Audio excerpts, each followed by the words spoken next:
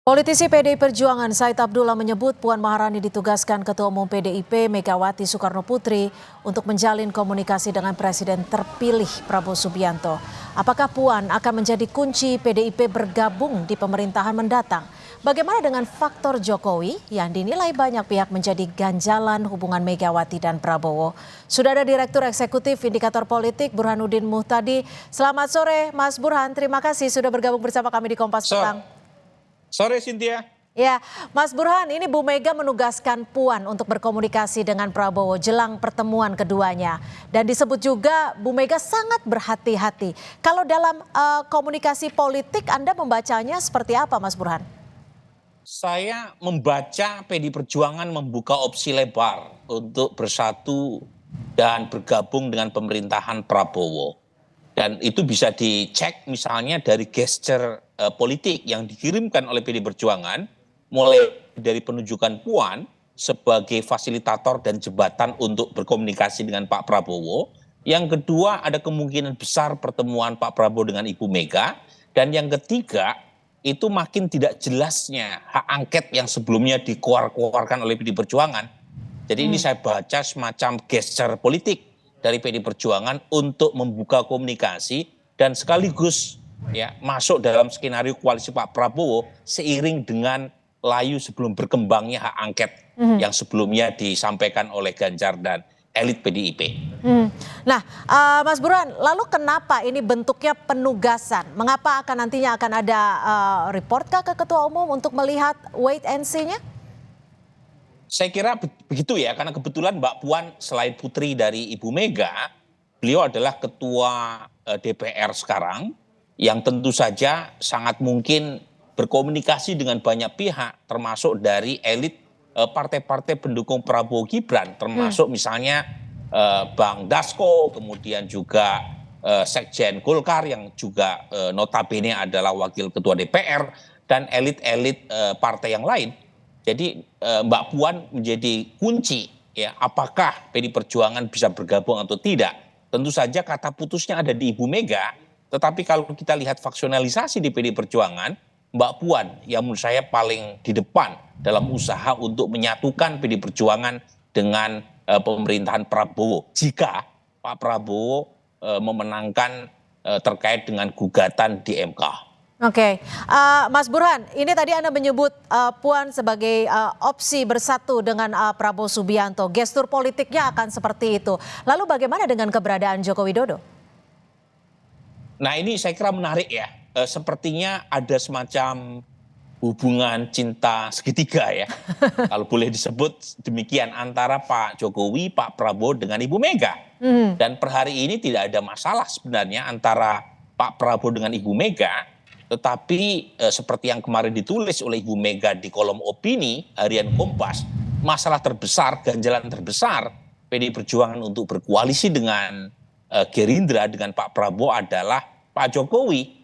Dan sepertinya PDI Perjuangan menunggu wait and see terkait dengan relasi Pak Jokowi dengan Pak Prabowo, terutama setelah Pak Jokowi menyelesaikan masa jabatannya di 20 Oktober 2024. Jangan lupa, kalau misalnya Pak Jokowi menyelesaikan masa jabatannya nanti Oktober 2024 dan beliau tidak memiliki partai sama sekali, maka posisi tawar Ibu Mega dan PDI Perjuangan lebih besar.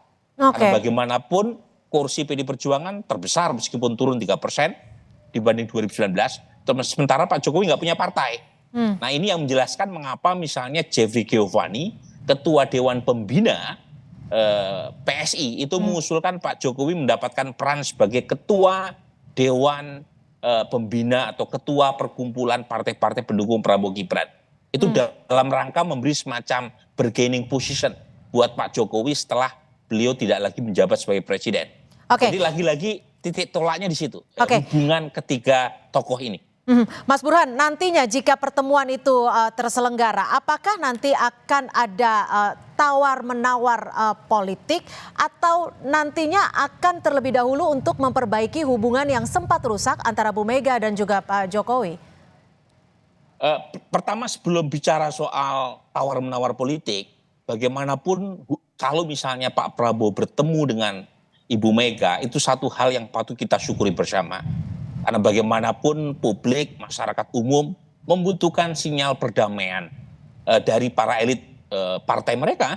Dan kalau misalnya keduanya bertemu, itu satu sinyal yang sangat positif buat publik, apalagi di masa Lebaran seperti sekarang. Ya, itu yang pertama. Tetapi pertemuan kedua tokoh ini tentu saja tidak sekedar silaturahmi Lebaran. Pasti ada pembicaraan berkaitan dengan skenario ke depan. Dan sangat dimungkinkan pembicaraan itu juga berkaitan dengan semacam pertimbangan atau penjajakan jika PD Perjuangan masuk ke dalam pemerintahan. Oke. Nah, saya pribadi, Cynthia, itu berharap PD Perjuangan tetap konsisten. Kalau misalnya ditetapkan pasangan 03 kalah, permohonannya ditolak oleh MK, sebaiknya PD Perjuangan konsisten sebagai oposisi. Karena kita belajar dari pengalaman periode kedua Pak Jokowi, terjadi eksekutif VV, karena semua partai diajak ke dalam pemerintahan kecuali PKS.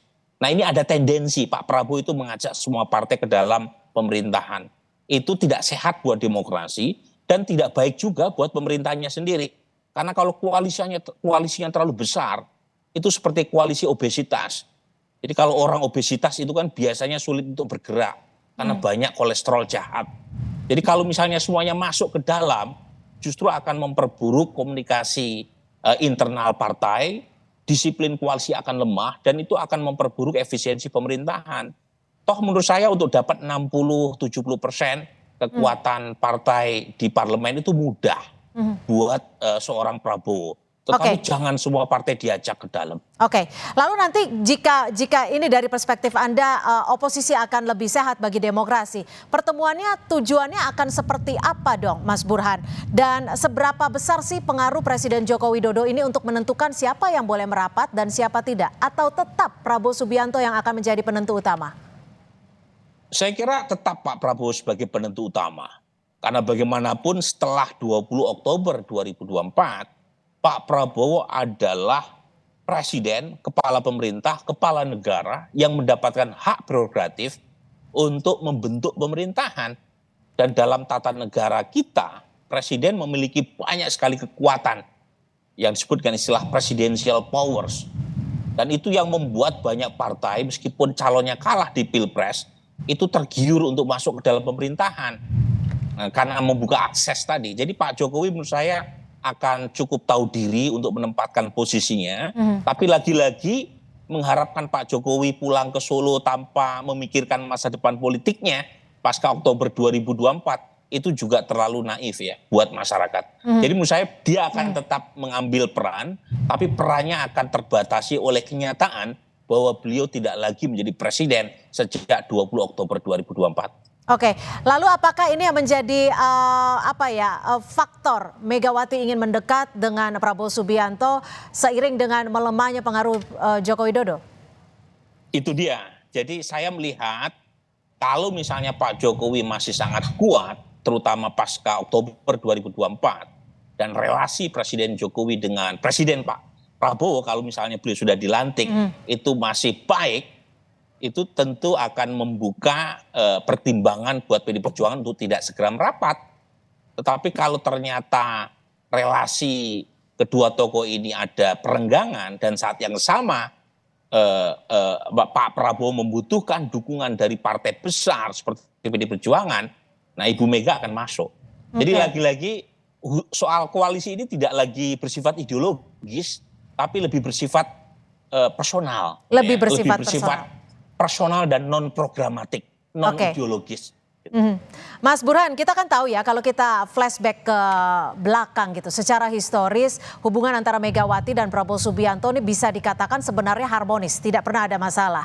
Lalu jika nanti memang ada kedekatan secara koalisi atau bergabung nanti ke depannya, kita nggak tahu. Lalu bagaimana dengan posisi Gibran Rakabuming Raka nantinya? Nah ini menarik ya, dalam sistem ketatanegaraan kita Cynthia, Wapres itu tidak memiliki kekuasaan yang besar. Wapres itu seperti ban serep, ya. Tentu itu secara formal, ya. Tetapi tentu saja ada hal yang bisa jadi membuka kewenangan buat Wapres lebih besar. Misalnya atas kesepakatan dan keikhlasan dari capres yang terpilih. Karena bagaimanapun kewenangan itu ada di presiden. Nah, tetapi lagi-lagi kalau misalnya ada kesepakatan dari Pak Prabowo untuk memberikan peran lebih kepada Gibran, bisa saja ya Gibran punya kesepakatan lebih atau kewenangan lebih besar dari yang semestinya. Tetapi lagi-lagi kata putusnya ada di tangan Pak Prabowo, bukan Mas Gibran. Meskipun Mas Gibran punya iuran elektoral yang besar yang membuat Pak Prabowo menang dalam Pilpres kemarin. Oke, baik. Terima kasih atas perspektif Anda, Burhanuddin Muhtadi, Direktur Eksekutif Indikator Politik. Sudah bergabung bersama kami di Kompas Petang. Selamat sore.